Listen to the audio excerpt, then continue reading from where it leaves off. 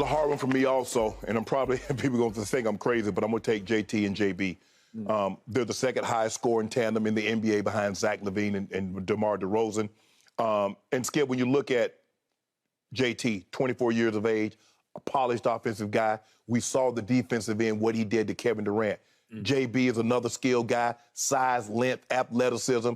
You talk about two guys that are 24 and 25, JT 24, JB 25. Steph Curry, 34, Klay, 32. Yep. Steph has never been known as a defender, but he's as great an offensive player, especially shooting the ball from distance. Klay is not the same guy defensively as he was pre-injury, and that's to be expected. We understand that. And Skip, you keep talking about, you want to have Klay in Memphis. The first 5 games against Memphis, he had 16 points. He averaged 16 points a game on 29% shooting from the three. And then in game 6, he goes for 30.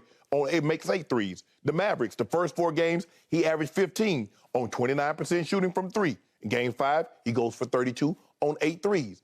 Close out Klay. Close out. Right? It went from game 6 to close out Klay now. I just think the thing is, Skip, is that when you look at the size, strength, the athleticism, the versatility that JT and JB can provide, I think right now they're a little better than Steph and Klay. Although the experience, we understand where the experience goes because these two guys have done it for a long period of time. But I think right now the better duo is JT and JB. Look, you're not crazy for what you're saying because if we did a combine right now, we did the basic NFL, except it would be the NBA combine. Yeah. Well, I'm taking the 2 kids because they're just so much more explosive athletically than these two are at 34 and 32. It's hard to believe Jayson Tatum's only 24 years of age and he's been at least 5 years. Klay Thompson is coming off career-threatening knee and Achilles injuries, which were just horrendous what he went through. Yes. Okay. But in the end, I picked Golden State because of these two. Okay. And I picked them because they are 34 and they are 32. And they're done that, huh? And Steph has played 128 playoff games, and Klay's played 139 playoff games because Steph has had his injury bouts. Right. So 139 for Klay, 128 for Steph. And then we go down to the kids, and they've actually played a lot for how young they are. Let's see. Jayson Tatum has played 68 playoff games, and Jaylen Brown 79 playoff games. But still, if I take Klay's total playoff games, he's played more than twice as many as Jayson Tatum has. Correct. Okay? Well, that's a lot of games, man. That's a lot of experience. That's a lot of savvy. That's a lot of moxie. That's a lot of comfort zone. We have been here, and we've done all this before. Yes.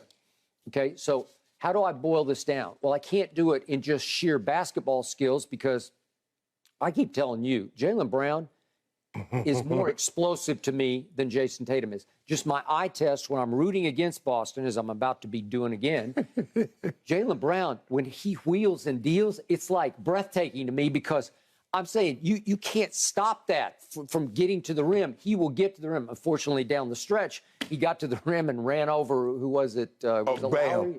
Bam, when he hit Bam in the chin. Right in the chest, in the chin, Okay, so he is so explosive that he is more athletic to me than Jayson Tatum is. That's just my eye test. Jayson Tatum has more refined skills. Yeah, his offensive game, yes. Okay.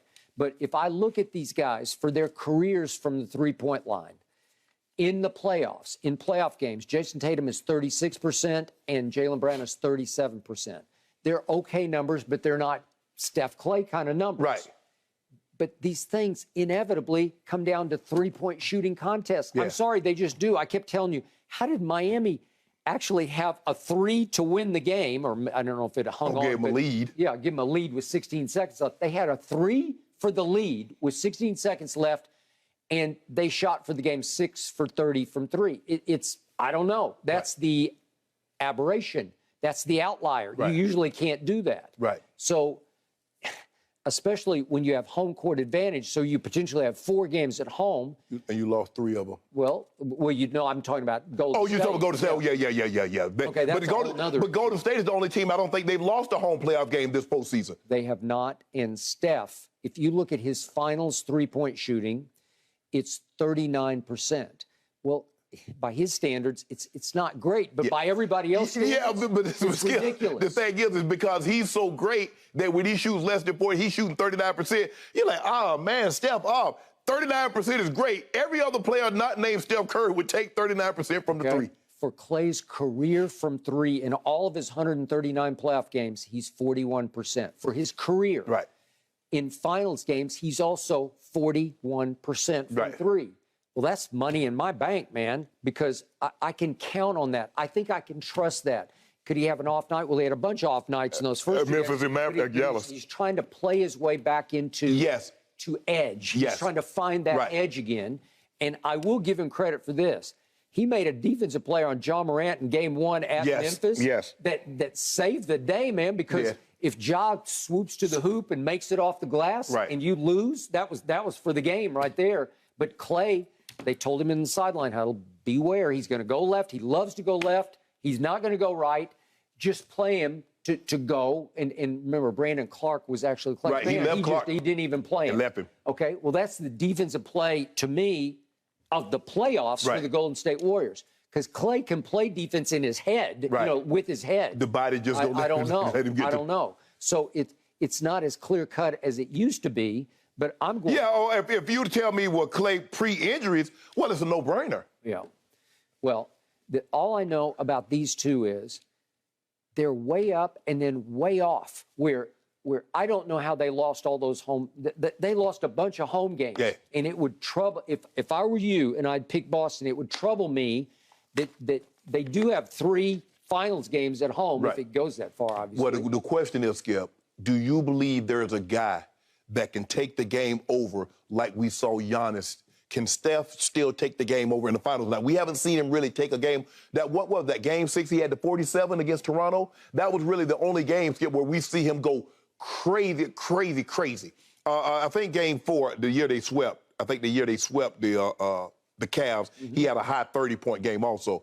But the question is, do they have a Jimmy Butler? A guy that can say, you know what? I'm going to put my head down, I'm going to get to the basket, you're going to foul me. Or I'm going to get hot. Now, we know Steph and Klay can get hot from the 3. But the reason why I like those 2 young guys, Skip, is that they're long athleticism and they can play defense. It's going to be very interesting because I believe the question is, who does Steph guard? Does he go with JT or does he go with JB? Brown or Tatum? He's going to have to guard one of them, Skip. What about Marcus Smart? Marcus Smart's going to go on Klay. On Steph. No, I thought you said who's Steph going to guard. Yeah, who's Steph?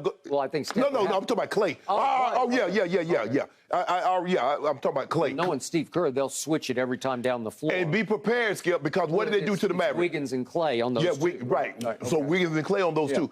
And by the way, Andrew Wiggins is an X factor for me because he is JT-JB-like. I'm not saying he's in their category. I think Wiggins goes Tatum. But he's near those guys in length and athleticism. Absolutely. Okay? Because he's 6'8". Yeah. They list Tatum at 6'8", and they list Jaylen Brown at 6'6". Yeah. I believe Klay will go with Jaylen Brown. Andrew Wiggins would take Jayson Tatum. And then there is Draymond also. Yeah, but Draymond's going to have to guard Al Horford. I guess so. Depending how big Boston. Right. Well, the thing is, we're going to see early on because they're going to, at some point in time, they're going to go with Jordan Poole, Klay, and Steph in the lineup at the same time. Okay, but I promise you, when all is said and done, it's going to come down to this question that we just asked. Better duo. Right. Who's going to have the better finals run? Yeah. Your 2 kids or my 2 vets? It'll boil down. These are the 4, to me, they're the 4 best players on the floor. I know some people don't think Klay is, but I got him in my top 4. He's up there in this company. Yeah. And he will determine the outcome.